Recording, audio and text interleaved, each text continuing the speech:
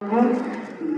मैं high school मत्ता बुकला से आया हूँ। मैंने एक क्वांटम युग रोबोट बनाया है जिसका आगे चल के बहुत उपयोग किया जा सकता है। जैसे कि अगर एक किसान 10 मजदूरों की सहायता ले रहा है तो उसी जगह पे हम ऐसा एक रोबोट की सहायता से कम बजट में और अच्छी फसल उगा सकते हैं।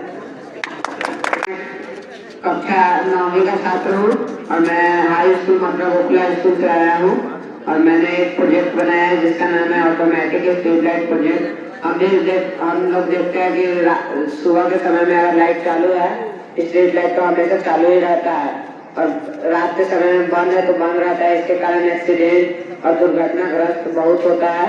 इसलिए मैंने एक प्रोजेक्ट बनाया है जिस पर अगर लाइट पड़ेगा तो वो ऑटोमेटिक तरीके से बंद हो जाएगा और जैसे ही रात के समय में एलडीआर सेंसर के सामने से आईआर सेंसर के सामने से कोई आदमी जाएगा या गाड़ी या वस्तु तो ऑटोमेटिक तरीका से पूरा स्ट्रीट लाइट को चालू कर देगा।